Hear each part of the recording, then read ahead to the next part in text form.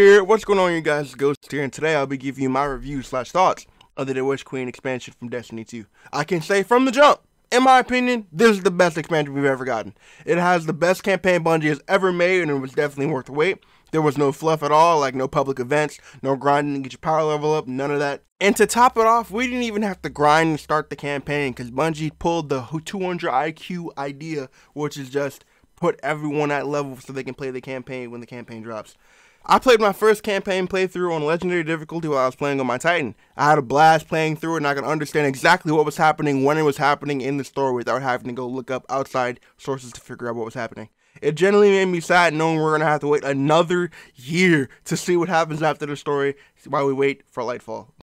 This is the first time since I started playing Destiny where I genuinely didn't feel annoyed that I had to go back and run through the campaign of my other characters because it was just so much fun. The boss fights were so cool. You got rewarded well with it. You got upgrade modules every chest. You got 2 chests for each character. And then at the end of the Legendary campaign, if you did all the missions on Legendary mode, you got to pick between 2 of the exotics that you got from this basically from this season. You got to pick between 2 exotics.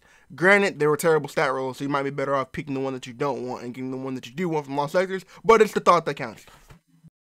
Overall, I'm really excited seeing that they've already confirmed that Lightfall and the Final Shape will have legendary game modes for the campaign, and I can't wait. And I hope down the line that this becomes the standard for most difficulties, because right now, Destiny is really good, but it's starting to get easy. Cause like it's really easy. Like we as Guardians are so strong. Starting every stuff that's not like GMs or under-level content or legendary campaign, it's kind of boring after a while. But that is a problem with the regular just base game of Destiny that they can fix down the line. Nothing to do with the Witch Queen. It's just after a while, like playing legendary campaign when you're difficult, when stuff's really difficult, and then you go back to regular Destiny stuff like open world, strikes, and patrols. This stuff isn't that hard, so it gets kind of boring and monotonous after a while. But like I said, that has nothing to do with Witch Queen. Now, on to weapon crafting. It's really cool, but it could be better if the deep strike weapons had a better drop rate, so we can unlock weapon patterns easier, because some of them require several attunements to even unlock the pattern to begin with. The seasoned weapons are the hardest to craft in my opinion because some of them take the most attunements to get the pattern. Luckily, there is a seasonal upgrade that lets the first weapon you claim in the week to be a red border drop automatically, but I really don't want to have to wait 5 weeks to craft a new pulse rifle. I do like how we go about leveling up the weapons so we can slot in perks of our choosing, as well as leveling up even more to unlock enhanced versions of those perks called enhanced traits. But to craft those enhanced perks, you need Ascended Alloy, which is also really rare to drop. You can only get 1 from Rahul each week, as well as them being random drops from Master Wellspring, as well as the weekly missions that you get from leveling up Finch. Now, on the PvP, as you can tell with every other DLC, and with that comes with new abilities or something, PvP is not doing too well. If you didn't understand the 6 months of hell we all went through when Beyond Light and Stasis came out. But it's nowhere near as bad as when Stasis came out. As I said, PvP isn't really doing too well. We got 2 re-released Crucible maps that came back from the DCV, Vostok and Eternity. With Void 3.0, hunters are everywhere, literally always going invisible all the time, and they don't uncloak when you shoot them. Titans most of the time have an overshield as well. You're not even just Titans, because if you're popping it on control, everyone has an overshield. It is a little annoying at the moment, but I'm hoping down the line as Arc and Solar 3.0 come out, it'll balance out. But right now, Stasis is kind of shitting on Void 3.0. It stops it in its tracks, so if you're really being annoyed by Void, use some Stasis. Fight the light with some darkness. But what I will say is, gunplay-wise, PvP is in kind of a good spot. Fusions are really good. Shotguns are still good. Pulses are good. The new seasonal pulse is really, really good from what I heard. The new seasonal auto rifle is also really good. You still got stuff doing good, like Ace of Spades is doing good. Hand cannons are fairly good. 120s are also kind of good. All in all, the weapon sandbox is pretty good. All new weapons that are in the loophole are really good. The likely suspect, the Throne World Fusion, is extremely good. Even though they just nerfed Friendly Planet, it's still going to be busted. Like I said, try everything right now, guys. I know PvP is a little bit annoying because all the invisible hunters everywhere, but still just give everything in your Raw a chance. It could be good. And all the stuff that was good before, it's still good. So it's really just unlimited choices right now. Just give everything a shot. Speaking of Void 3.0, let's talk about its rework across all the classes in Destiny, which came with the Witch Queen update and it's free to all players. Titans now have an aspect that makes it so when you place a barricade, everyone in the area gets an overshield, and if it's broken, you can come back behind the shield and it will regenerate. Titans have a new melee alongside shield bash that's still there. Their new melee lets them throw a tiny version of their Sentinel shield that gives a small chunk of shield for every target hit. Hunters can still go invisible with their dodge, but they can also make others invisible with a new type of shatter dive that's exclusive to Void, where they dive down to the ground with a smoke bomb and make everyone in the area invisible and weaken enemies. They can still gain true sight by killing weakened, suppressed, or volatile enemies as well, and if you melee them, you can also make them take extra damage through flashy execution. Now for Warlocks. Warlocks still use Devour to refill their health bar and give grenade energy on kills as long as the buff is still active. They also have a new buddy to play with called Shot of the Old Gods that comes out when you cast a rift of any kind and sits next to your character's face and flies at enemies when you shoot them. It then attaches to all the enemies in the area, weakening them, increasing your damage, as well as doing damage itself. The damage that the child does also comes back to you as health. Now, onto the big dog, the meat and potatoes of the expansion, the new kid on the block. Let's talk about the Vow of the Disciple raid. Right now, the Vow of the Disciple raid is my favorite raid in Destiny 2 at the moment. For the rest of this segment, I will be calling Vow of the Disciple raid just Vow. Vow is a really fast and upbeat raid where everyone has to know what's going on to succeed. There are a lot of symbols that you gotta know that I can't wait for you guys to hear our callouts that we had on day one. Hashtag it's strobe light.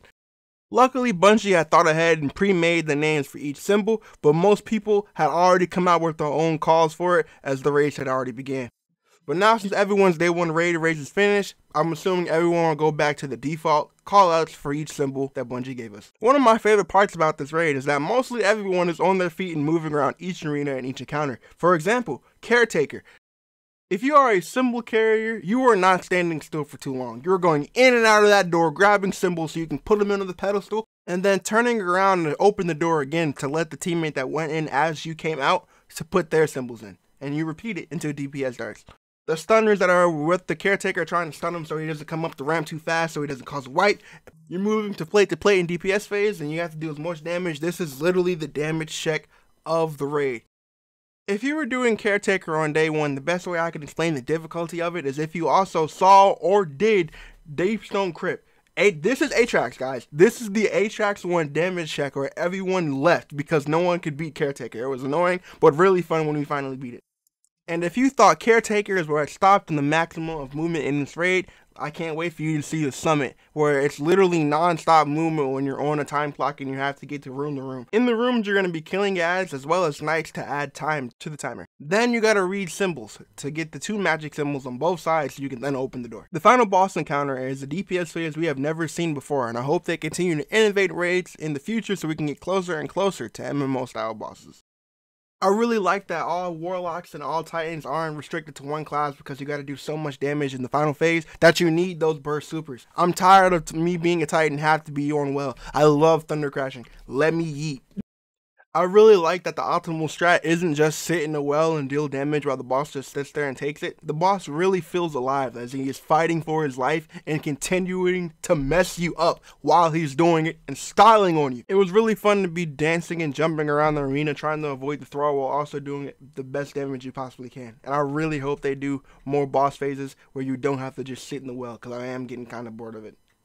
Now in closing, overall I can definitely say that this is definitely the best expansion we've gotten since Destiny 2 was launched. And I'm, to be honest with you, kind of scared because I don't know how they're going to top this in Lightfall and Final Shape because this is exquisite. If it gets higher than here, because now that Sony is a part of Bungie, which means they've got more bread and more people to put to work, this is going to be a great couple of years for Destiny, y'all. And I can't wait to enjoy that time with you guys by my side as I continue to talk about Destiny down the line. Overall, I'm giving this expansion a good high 9 out of 10 because it was great. I don't think there's not much you can really do other than the little bugs and the stuff that happened on raid day, but that comes all the time. And as well as PvP still not being in the best of spot. I really do hope they show some love to PvP here soon because we really need it and we're tired of getting the real maps. We're supposed to be getting a new map next season along with Rift, hopefully. So I can't wait. But like I said, guys, this is a great time to be a Destiny player. All in all, we got new dungeons coming next season, a new raid, aka a remastered raid. Hashtag it better be King's Fall. Just saying, great raid. Want to see it redone again. We don't really care about Crota. If this is what they did from home, guys, you guys gotta understand that Witch Queen was made most of the time from home. These guys were at their house making this great game that we got to play. And now that Bungie has gotten bought out by Sony, just imagine what they can do with the time and money that they have. They're gonna get a new office coming soon. They're gonna have all this money and people to help them make this game great. And I can't wait to see it when it happens.